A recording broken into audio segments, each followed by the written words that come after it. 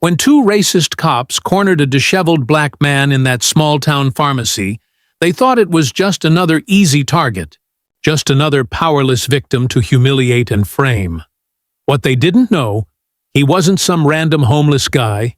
He was FBI Special Agent Marcus Wells, deep undercover, investigating a string of corrupt cops in their very department. And in the next 5 minutes, the badge they hid behind would become the evidence that destroys them. This is a story of arrogance, injustice, and the kind of reckoning that doesn't whisper. It roars. Millfield, Pennsylvania, had always been a town that prided itself on appearances. Victorian homes lined the historic district, American flags hung from pristine porches, and the police department's motto, "Protect and Serve," was emblazoned across every cruiser. But beneath that polished surface ran something darker, something that seemed to seep into the very foundation of the town. Marcus Wells knew this better than most. At 42, he'd spent nearly 2 decades with the FBI, the last 3 years specializing in internal police corruption investigations. His close-cropped hair had acquired flecks of gray, and the lines around his eyes had deepened, each one earned from seeing too much of what happens when power goes unchecked. Today marked day 47 of his undercover operation in Millfield. For almost 7 weeks, he'd slept in shelters, wandered the streets in tattered clothes, and built a careful profile as Michael Williams, a homeless veteran struggling with his mental health. The facade was uncomfortable, but necessary. Black men had been arrested by Millfield PD in the last year on fabricated drug charges. 2 were still in jail, their lives destroyed by planted evidence. The other 2 had taken plea deals, their testimonies about police misconduct dismissed as desperate lies. The FBI had received enough whispers to send Marcus in. Not with a wire, that was too risky, but with something better. A virtually undetectable camera built into the frames of his scratched-up glasses, capturing everything he saw. "Watch Officers Brennan and Townsend especially," his handler had told him during their last secure contact. "Those names keep coming up." Marcus had learned their patterns. Officers Cole Brennan and Steve Townsend worked the night shift. They patrolled certain neighborhoods more heavily than others, and they seemed to enjoy intimidating anyone who couldn't fight back. As he pushed open the door to Westside Pharmacy at 11:38 p.m., Marcus knew he looked the part. Dirty clothes, unkempt beard, the slight hesitation in his step that suggested someone unsure of his welcome. It was late, just minutes before closing. The perfect time for the trap he was setting. A trap built on the worst instincts of men with badges.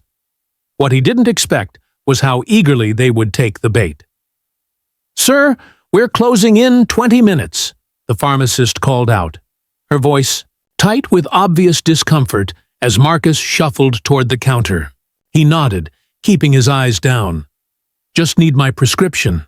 Under Williams. Doctor called it in yesterday." She hesitated, glancing toward the door where the reflection of blue lights suddenly flashed across the storefront windows. Perfect timing. The cruiser had pulled up right on schedule. "ID?" she asked, though they both knew the prescription would be there whether he had one or not. Before Marcus could respond, the pharmacy door swung open. Officers Brennan and Townsend stepped in, hands already resting on their belts. Marcus recognized them immediately from their photos in the case file. "Everything okay here, Linda?" Brennan asked, his eyes fixed on Marcus with immediate suspicion. "Fine," she said. "Just closing up soon." Townsend moved closer, circling behind Marcus. "Got some reports of someone matching this description bothering people outside." No such call had come in. Marcus knew their radio frequencies were being monitored by his team. "I'm just getting my medicine," Marcus mumbled, playing the role perfectly. "Sure you are, buddy," Brennan said, stepping closer. "Why don't you empty those pockets for me?" Marcus slowly turned toward Brennan, calculating every movement. "I haven't done anything wrong, officer." "Didn't ask if you did anything wrong," Brennan said, his voice hardening. "Said empty your pockets. Now." The pharmacy had gone silent. Behind the counter, Linda the pharmacist had stopped typing, her fingers frozen above the keyboard. An elderly customer near the greeting cards pretended to browse while watching from the corner of her eye. "Am I being detained?" Marcus asked, his voice deliberately mild. Something flickered across Brennan's face. Annoyance, perhaps, at someone who knew their rights despite looking homeless. "You're being asked a question by a police officer," Townsend cut in, moving closer. "And around here, that's all the reason we need." Marcus started to reach into his pocket, deliberately slow. The camera in his glasses captured every second. He pulled out a crumpled $5 bill, a receipt, and a small prescription bottle. Empty. "That's it?" Brennan asked, suspicious. "That's it," Marcus confirmed. "What about the other pocket?" Townsend pressed. Marcus reached into his other pocket and froze, his expression changing to one of confusion. He pulled out a small bag containing white powder. "Well, well," Brennan said, a smile spreading across his face. "What do we have here?" "That's not mine," Marcus said, the shock in his voice not entirely an act. They'd planted it on him so smoothly he hadn't even felt it happen. These two were practiced. "Never is it?" Townsend laughed, grabbing Marcus's wrist and twisting it painfully. "Looks like someone's going away for a while." The pharmacist spoke up, her voice unsteady. "He's just here for his medication. He comes in every week." "Stay out of this." "Linda!" Brennan snapped. "Unless you want us looking into your inventory control processes. Lot of valuable stuff behind that counter." She went silent immediately. The threat was clear. Brennan reached for his handcuffs while Townsend continued to hold Marcus's arm at an awkward angle. "Michael Williams, you're under arrest for possession of a controlled substance." "I want a lawyer," Marcus said clearly, making sure the audio picked it up. "Lawyers are for people who can afford them," Townsend sneered, suddenly shoving Marcus hard against the counter. "Stop resisting!" Marcus hadn't resisted at all, but he knew the script. This was how false charges got stacked: resisting arrest, assaulting an officer. He'd seen the pattern in dozens of cases. "I'm not resisting," he said calmly, even as Townsend twisted his arm harder, attempting to provoke him. "The hell you're not," Brennan said loudly, clearly playing to the imaginary audience they'd reference in their report. He leaned in close to Marcus's ear and whispered, "Nobody's going to believe a word you say. You know that, right? It's our word against yours, and your kind doesn't win those fights." Marcus remained silent, letting the camera catch it all. "What's that look for?" Townsend demanded, noticing something in Marcus's expression. "You think you're smarter than us?" Marcus finally met his eyes directly. "No, sir. Just waiting for my rights to be read." Brennan laughed. "Oh, he knows his rights. Well, here's another one you should know. Right to remain silent. Use it before I find something else in those pockets of yours." The handcuffs bit into Marcus's wrists as they led him outside. He noticed they were tighter than necessary, a common intimidation tactic. The pharmacy's fluorescent lights spilled onto the dark parking lot, creating harsh shadows across the officers' faces. "We've had problems with your type around here before," Brennan said as they approached the cruiser. "Thinking you can come into nice neighborhoods, dealing your garbage." "I told you, it's not mine," Marcus repeated. "Save it for someone who gives a damn," Townsend said, opening the back door of the cruiser. As they prepared to push him into the car, Marcus saw the perfect opportunity. He stumbled slightly, deliberate but seemingly accidental, causing Brennan to grab him roughly to prevent him from falling. "Stop fighting!" Brennan shouted, driving his knee into the back of Marcus's leg. The pain was real, but it wasn't anything Marcus hadn't endured in training. What mattered was positioning. He needed the dashboard camera to capture what happened next. "I'm not fighting," Marcus said clearly, his voice carrying in the quiet night. "I'm cooperating fully, officers." "Shut your mouth," Townsend snapped, grabbing Marcus by the collar and shoving him hard against the cruiser. "You plant drugs on all your suspects? Or just the black ones?" Marcus asked calmly. The question hit like a live wire.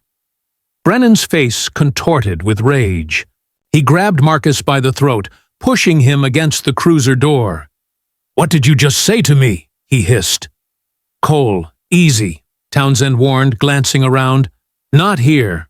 But Brennan was already too far gone. "You think you know something? You don't know shit." "I know more than you think," Marcus replied, his voice steady despite the pressure on his throat. "Yeah? Like what?" Brennan challenged, his grip tightening. Marcus looked directly into his eyes. "Like the fact that you two have done this before. To Jamal Taylor, to Eric Washington, to Kevin Dupree, to Darius Jones." The blood drained from both officers' faces. These were the names of the men they'd framed, cases the department had buried, names that shouldn't mean anything to a homeless man passing through town. "Who the fuck are you?" Townsend whispered, the first flicker of genuine fear crossing his face.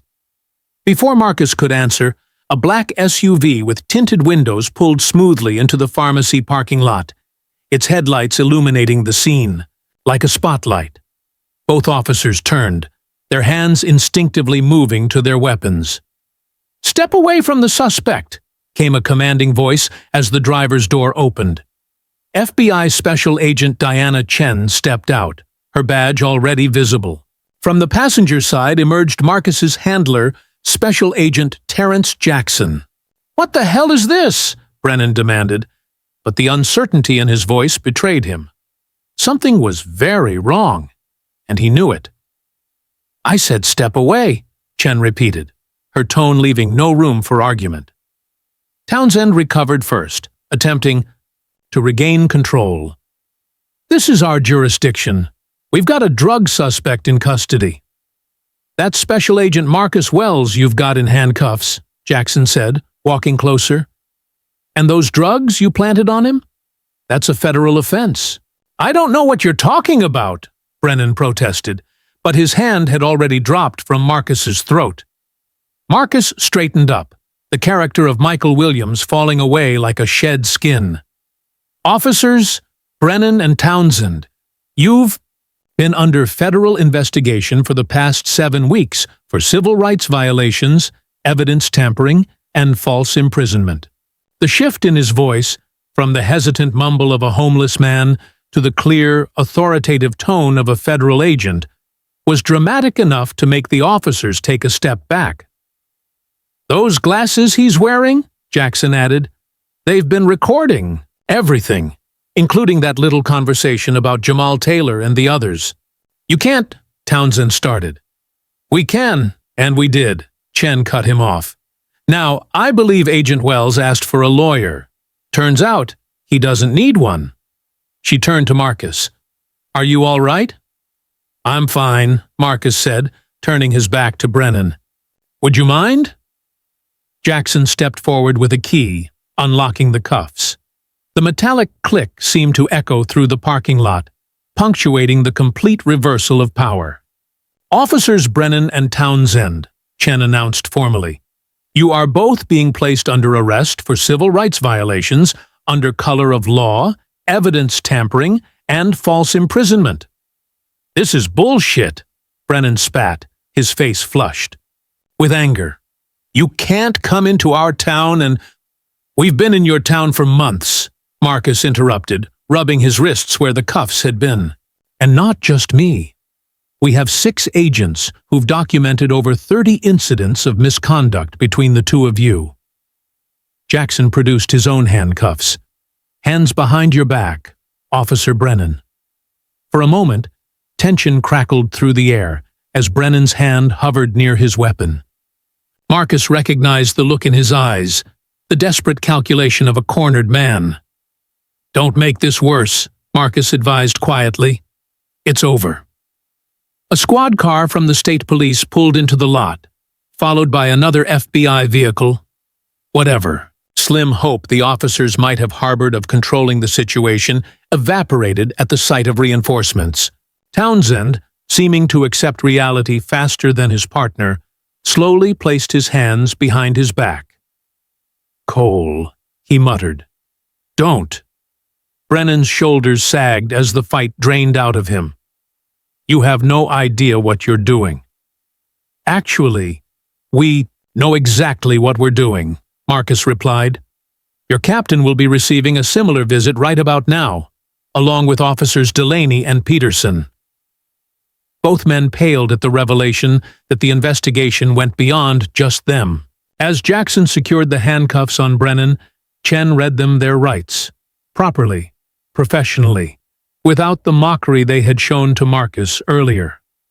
From the pharmacy doorway, Linda the pharmacist watched in disbelief, her hand covering her mouth. Behind her stood the elderly customer, nodding with grim satisfaction. "The FBI will be interviewing everyone these officers have arrested over the past 3 years, Marcus announced, looking directly at the witnesses. "Anyone with information should contact our task force."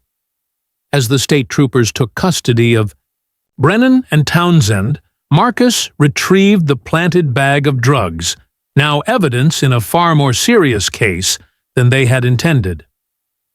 "You think this changes anything?" Brennan called out as he was led away. "Nobody cares about a few troublemakers getting what they deserved." "That's where you're wrong," Marcus replied. "The whole world is about to care." Millfield Police Department erupted into chaos as news spread through the ranks. By morning, Captain Richard Gaines and 4 additional officers had been taken into custody. FBI agents moved through the station, securing records and computer systems, while stunned administrative staff looked on. In a conference room that had been converted into a temporary command center, Marcus sat reviewing footage with Chen and Jackson. "They never even hesitated," Chen observed, watching the recording from Marcus's glasses for the 3rd time. "Look at how smoothly Townsend slipped that bag into your pocket while Brennan distracted you with questions." "They've had plenty of practice," Marcus replied. "The same exact method was used in at least 17 cases we've documented." Jackson's phone buzzed. He checked it and smiled. The search warrant for Brennan's home just turned up a stash of drugs identical to what they've been planting, prepackaged in the same small bags. "Of course," Marcus nodded. "They needed a ready supply. Stealing from evidence would leave a paper trail." A knock at the door interrupted them.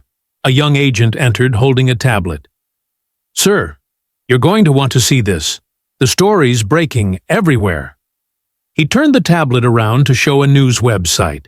The headline read, "FBI. Sting exposes racist police corruption ring in small-town PA." Beneath it was a still image pulled from Marcus's glasses camera. Brennan's hand at his throat, rage contorting his features. "That was fast," Chen remarked. "We've got calls coming in from CNN, MSNBC, Fox News, everyone," the young agent continued. "And there's more. Since the news broke, our tip line has received 27 new allegations against Millfield PD. 3 from former officers who say they were forced out for trying to report misconduct." Marcus stood, stretching muscles still sore from Brennan's rough handling. "We need to set up victim interviews immediately. Prioritize anyone currently incarcerated on charges filed by the officers we've arrested." As if on cue, the district attorney for the county walked in, looking harried and defensive. "Agent Wells, I'm DA Colin Winters. I want to assure you that my office had no knowledge of—" "Save it," Marcus cut him off. "Your conviction rate against minority defendants? is 78% higher than for white defendants with identical charges. You never questioned why certain officers consistently brought you cases with perfect evidence packages? The DA's face flushed. That's not fair. We prosecute the cases brought to us based on the evidence you never bothered to verify, Jackson interjected. We have emails from your office congratulating Brennan on his thoroughness after he arrested Jamal Taylor, a man who spent 11 months in prison before being released on appeal when a store camera proved he was 10 miles away during the alleged drug deal. The DA's mouth opened and closed without sound.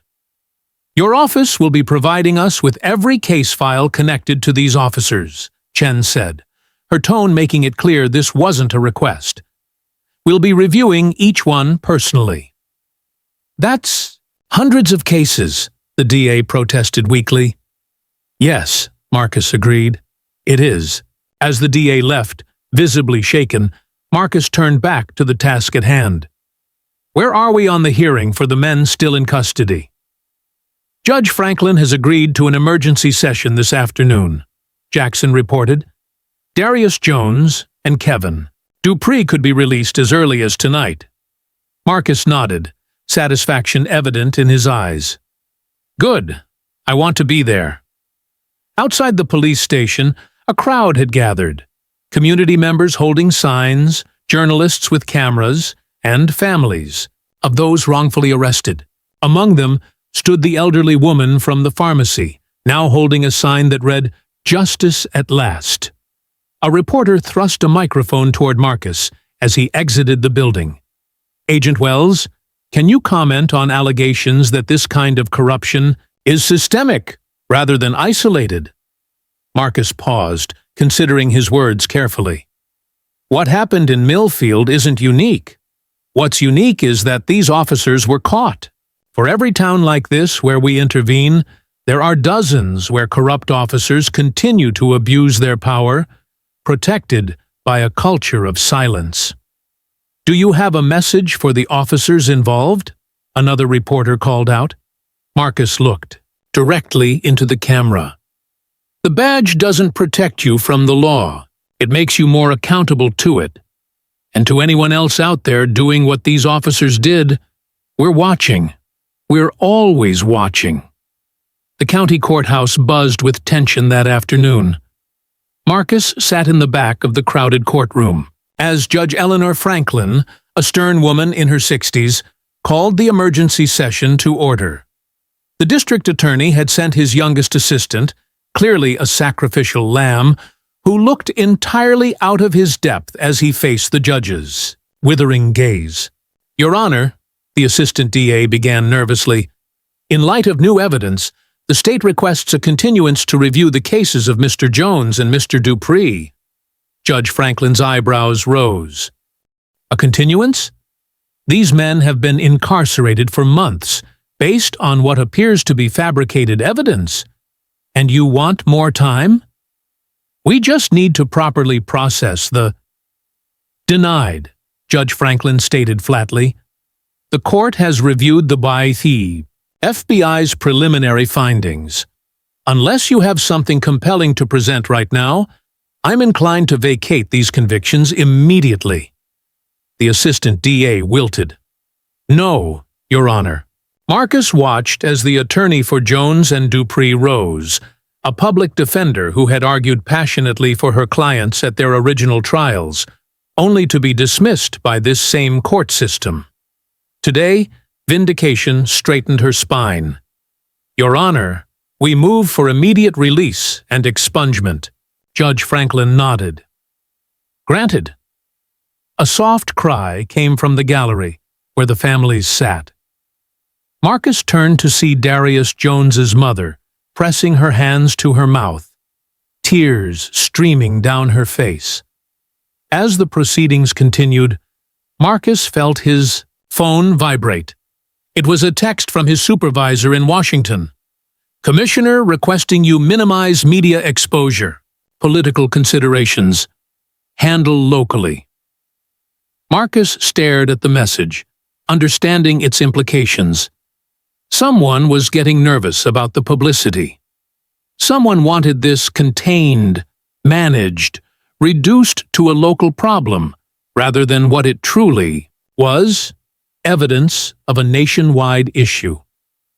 He glanced at the families again, at their tears of relief and vindication, then back at his phone. With deliberate movements, he turned the phone off and slipped it into his pocket. Some decisions made themselves. 3 days later, Marcus stood at a podium outside the federal courthouse in Philadelphia, flanked by Chen and Jackson, facing a forest of microphones and cameras. Behind them stood 4 men: Jamal Taylor, Eric Washington, Kevin Dupree, and Darius Jones, all recently released or exonerated after review of their cases. "My name is Special Agent Marcus Wells," he began, his voice carrying across the plaza. 7 weeks ago, I went undercover in Millfield, Pennsylvania, to investigate allegations of systematic police corruption and racial targeting. What we uncovered was not isolated misconduct, but an organized conspiracy that has potentially affected hundreds of cases over a period of years. Camera shutters clicked rapidly as he continued. To date, 7 officers have been arrested on federal charges, including civil rights violations, evidence tampering, and conspiracy. The investigation is ongoing, with cooperation from state authorities and the Justice Department's Civil Rights Division.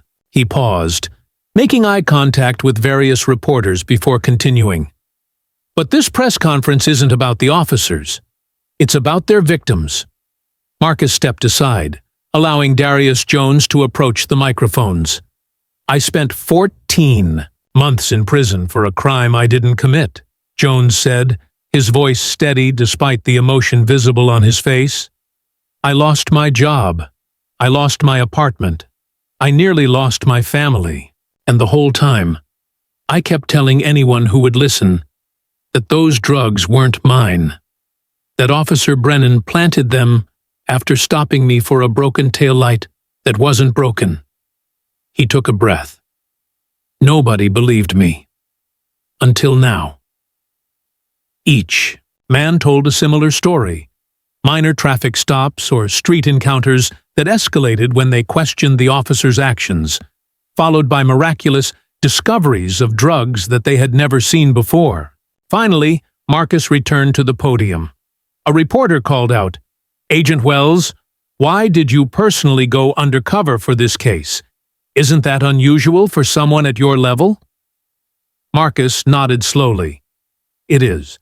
But sometimes you need to experience something firsthand to truly understand it. I spent 7 weeks being invisible, being treated as someone society could discard. But I always knew who I really was, and that this would end. These men," he gestured to the 4 behind him, "didn't have that luxury. They were forced to live the nightmare fully, without the protection of a badge waiting to reclaim them." Another reporter raised her hand. "There are rumors that the FBI wanted to handle this more quietly. Why the press conference?" Marcus smiled slightly. "Because justice isn't just about arresting bad officers. It's about restoring dignity to their victims. It's about acknowledging publicly that the system failed these men, and that we're committed to fixing that system." He looked directly into the main camera. "And it's about sending a message to every officer who thinks a badge makes them untouchable. We will find you. We will expose you. And we will hold you accountable." Later that evening, as the story dominated national news, Marcus received a call from the FBI director himself. "That wasn't exactly keeping a low profile, Agent Wells," the director said, though there was a note of reluctant admiration in his voice. "No, sir," Marcus agreed. "It wasn't." After a pause, the director sighed. "The Attorney General wants a full briefing. Seems this case might become a template for a new task force. You've stirred the pot, Wells." "With respect, sir," Marcus replied, "that pot needed stirring. 6 months later, Marcus sat in the courtroom gallery as Judge Franklin delivered her, sentenced to former officer Cole Brennan. The trial had been relatively short. The evidence, particularly the video from Marcus's glasses, had been overwhelming. "Mr. Brennan," Judge Franklin began, her voice resonating through the packed courtroom, "you have been found guilty of deprivation of rights under color of law, evidence tampering, false imprisonment, and conspiracy against rights. These are not merely violations of law, they are betrayals of the fundamental trust placed in you as an officer." Brennan stood rigid, staring straight ahead. His once confident posture had collapsed over the months of trial and public scrutiny. Behind him sat his former partner, Townsend, who had accepted a plea deal in exchange for testimony against both Brennan and their captain. The evidence presented shows a pattern of behavior so egregious, so calculated in its racism and abuse of power, that it calls into question not just your own moral character, but the systems that allowed you to operate unchecked for years. Judge Franklin paused, surveying the courtroom where many of Brennan's victims sat, watching justice unfold. "You didn't simply arrest innocent men, Mr. Brennan. You systematically destroyed lives. You separated families. You stole years that can never be returned." She lifted a document. "I have here impact statements from 17 individuals whose convictions have been overturned due to your misconduct. I have read every word, and I encourage everyone in this courtroom to read them as well when they become part of the public record." Brennan shifted uncomfortably. "You may have convinced yourself that your actions served some greater good, that targeting certain communities somehow made this town safer. The evidence proves otherwise. You didn't protect Millfield, you terrorized it." With that, she delivered the sentence. 20 years in federal prison, no possibility of parole, for at least 15. As Brennan was led away, Marcus caught his eye. There was no triumph in Marcus's expression, only the solemn acknowledgement that justice, however delayed, had finally arrived. Outside the courthouse, Marcus found Darius Jones waiting for him. "I saw the news," Jones said. "The Justice Department is expanding your task force nationwide." Marcus nodded. 15 cities to start. "We're calling it the Accountability Initiative." Jones smiled slightly. "Fancy name." "But a simple mission," Marcus replied. "Find the corrupt officers, free the innocent, change the culture. One department at a time, if necessary." "You know," Jones said thoughtfully, "before all this, I never wanted my son anywhere near a police officer. Taught him to keep his head down, stay invisible. Now he's talking about maybe becoming an FBI agent someday." He laughed softly. "Thanks to you." Marcus shook his head.